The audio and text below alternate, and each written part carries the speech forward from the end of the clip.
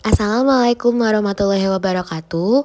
Perkenalkan, saya Ananda Natania Hani Tanjung, absen 4 dari kelas 11 MIPA 2. Hari ini saya akan mempresentasikan PPKN Bab 4 Dinamika Peran Indonesia dalam Perdamaian Dunia. Pada awal semester 2 ini, kita akan mempelajari dinamika peran Indonesia dalam perdamaian dunia. Pada akhir pembelajaran ini, kita diharapkan dapat menganalisis dinamika peran Indonesia dalam perdamaian dunia sesuai dengan UUD 1945. Langsung saja. Salah satu tujuan nasional Indonesia sebagaimana tercantum dalam alinea keempat pembukaan UUD RI tahun 1945 adalah ikut melaksanakan ketertiban dunia yang berdasarkan kemerdekaan, perdamaian abadi, dan keadilan sosial. Konsekuensi dari tujuan tersebut adalah bangsa Indonesia harus senantiasa berperan serta dalam menciptakan perdamaian dunia. A. Peran Indonesia dalam menciptakan perdamaian dunia melalui hubungan internasional. 1.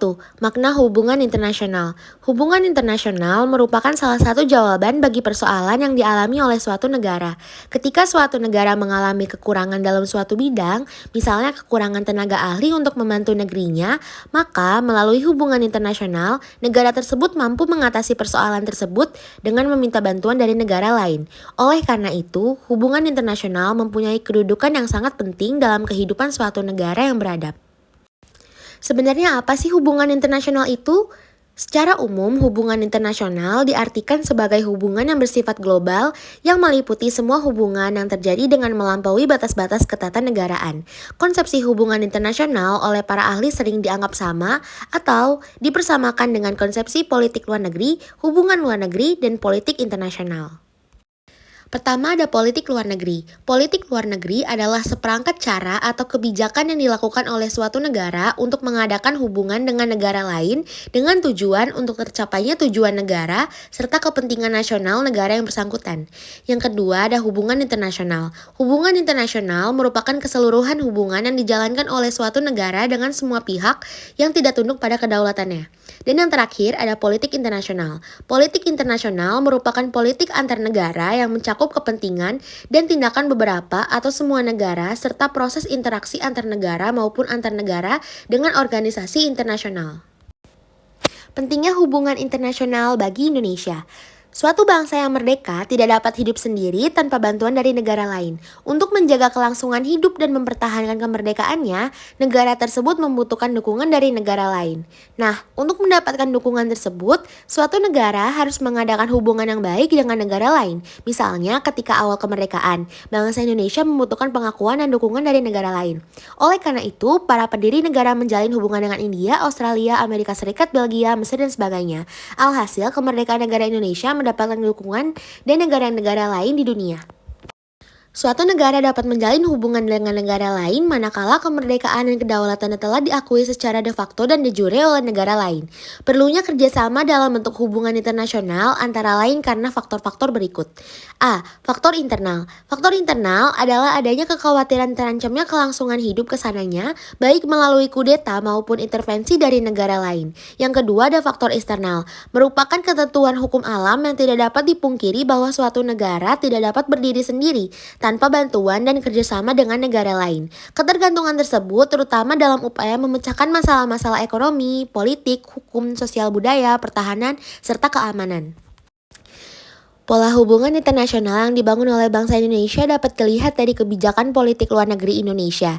Bangsa Indonesia dalam membina hubungan dengan negara lain menerapkan prinsip politik luar negeri bebas aktif dan diabdikan bagi kepentingan nasional, terutama kepentingan pembangunan di segala bidang serta ikut melaksanakan ketertiban dunia yang berdasarkan kemerdekaan, perdamaian abadi, dan keadilan sosial.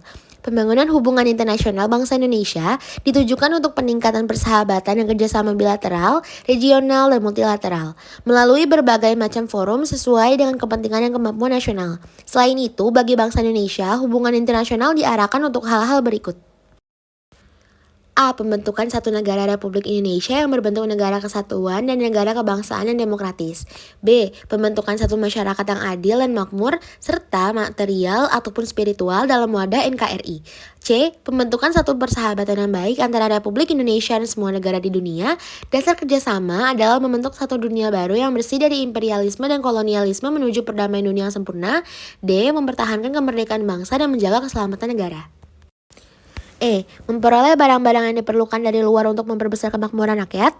F. Meningkatkan perdamaian internasional. Karena hanya dalam keadaan damai, Indonesia dapat membangun dan memperoleh syarat-syarat yang diperlukan untuk memperbesar kemakmuran rakyat.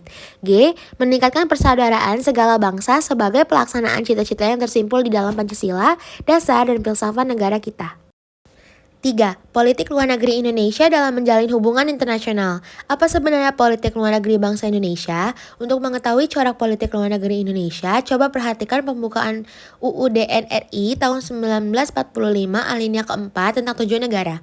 Ikut melaksanakan ketertiban dunia yang berdasarkan kemerdekaan, perdamaian abadi, dan keadilan sosial. Pernyataan tersebut mengindikasikan bahwa politik luar negeri kita memiliki corak tertentu. Pemikiran para pendiri negara atau founding fathers yang dituangkan dalam pembukaan UUD NRI tahun 1945 tersebut didasari oleh kenyataan bahwa sebagai negara yang baru merdeka, kita dihadapkan pada lingkungan pergaulan dunia yang dilematis.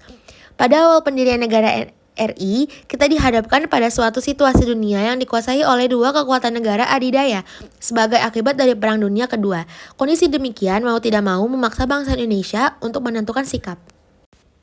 Pemerintah Indonesia yang pada waktu itu dipimpin oleh Insinyur Soekarno sebagai Presiden dan Dr. Andes Muhammad Hatta sebagai Wakil Presiden, pada tanggal 2 September 1948 di hadapan Badan Pekerja Komite Nasional Indonesia Pusat mengumumkan pendirian politik luar negeri Indonesia yang antara lain berbunyi, tetapi meskipun kita, bangsa Indonesia yang memperjuangkan kemerdekaan bangsa dan negara kita hanya harus memilih antara pro-Rusia atau pro-Amerika, apakah tak ada pendirian lain yang harus kita ambil dalam mengejar cita-cita kita? Pemerintah Indonesia pada waktu itu berpendapat bahwa pendirian yang harus diambil tidak menjadikan negara kita terjebak dalam kepentingan dua blok tersebut. Negara kita tidak mau menjadi objek dalam pertarungan politik antara dua blok tersebut. Negara kita harus menjadi subjek yang berhak menentukan sikap sendiri dan memperjuangkan tujuan sendiri, yaitu merdeka seutuhnya tanpa ada rongrongan dari negara lain. Dalam kesempatan itu, Dr. Andes Muhammad Hatta menyampaikan pidato dengan judul yang sangat menarik, yaitu Mendayung Antara Dua Karang. Pidato tersebut kemudian dirumuskan lagi secara eksplisit sebagai prinsip bebas aktif. Bentuk-bentuk kerjasama yang dikembangkan bangsa Indonesia. A. Indonesia menjadi anggota PBB yang ke-60 pada tanggal 28 September tahun 1950.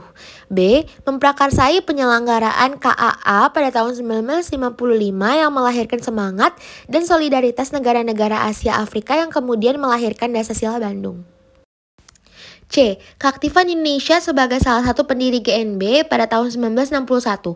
Bahkan pada tahun 1992 dalam konferensi negara-negara non-blok yang berlangsung di Jakarta, Indonesia ditunjuk menjadi ketua GNB. D. Terlibat langsung dalam misi perdamaian Dewan Keamanan PBB dengan mengirimkan pasukan Garuda ke negara-negara yang dilanda konflik seperti Kongo, Vietnam, Kamboja, Bosnia, dan sebagainya. E. Indonesia menjadi salah satu pendiri ASEAN or Association of Southeast Asian Nations, yaitu organisasi negara-negara di kawasan Asia Tenggara, bahkan Sekretariat Jenderal ASEAN berada di Jakarta. F. Ikut serta dalam setiap pesta olahraga internasional mulai dari SEA Games, Asian Games, Olimpiade, dan sebagainya. G. Indonesia aktif juga dalam beberapa organisasi internasional lainnya, misalnya Organisasi Konferensi Islam atau OKI, Organisasi Negara-Negara Pengekspor Minyak atau OPEC, dan Kerjasama Ekonomi Asia Pasifik atau APEC. H. Menyelenggarakan hubungan diplomatik dengan berbagai negara yang ditandai dengan penukaran perwakilan diplomatik dengan negara yang bersangkutan. B. Peran Indonesia dalam menciptakan perdamaian dunia melalui organisasi internasional. Secara umum, organisasi internasional dapat diartikan sebagai organisasi yang berkedudukan sebagai subjek hukum internasional dan mempunyai kapasitas untuk membuat perjanjian internasional. Karena merupakan subjek hukum internasional, organisasi internasional mempunyai hak dan kewajiban yang ditetapkan dalam konvensi-konvensi internasional.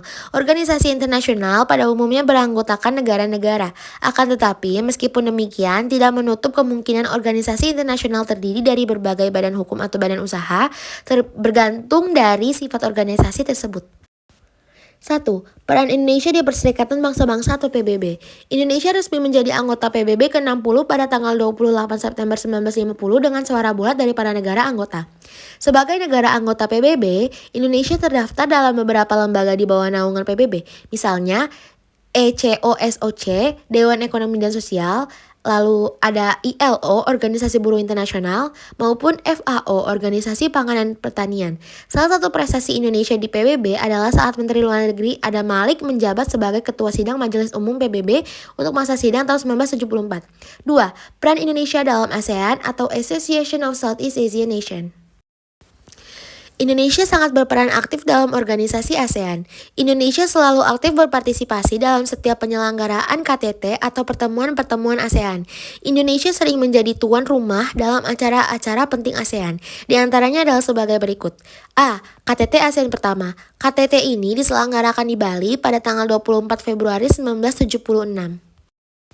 B. Pertemuan informal pemimpin negara ASEAN pertama. Pertemuan ini diselenggarakan di Jakarta pada tanggal 30 November 1996. C. KTT ASEAN ke-9. KTT ini diselenggarakan di Bali tanggal 7 Oktober 2003. Poin ketiga, peran serta Indonesia dalam gerakan non-blok. GNB mempunyai arti yang khusus bagi bangsa Indonesia yang dapat diciptakan lahir sebagai negara netral yang tidak memihak. Hal tersebut tercermin dalam pembukaan UUD NRI tahun 1945 yang menyatakan bahwa kemerdekaan adalah hak segala bangsa. Dan oleh sebab itu, maka penjajahan di atas dunia harus dihapuskan karena tidak sesuai dengan peri kemanusiaan dan peri keadilan. Selain itu, diamanatkan pula bahwa Indonesia ikut melaksanakan ketertiban dunia yang berdasarkan kemerdekaan, perdamaian abadi, dan keadilan sosial. Tokoh-tokoh penggagas gerakan non-blok yaitu Soekarno, Joseph Broz Tito, Gamal Abdul Nasser, Pandit Jawaharlal Nehru, dan Kwame Nkrumah. Alhamdulillah presentasi saya selesai sampai di sini. Mohon maaf apabila ada kesalahan kata atau ada kata yang tidak dapat dimengerti. Terima kasih atas perhatiannya. Wassalamualaikum warahmatullahi wabarakatuh. Saya Ananda Natania Hani Tanjung dari kelas 11 MIPA 2, pamit undur diri.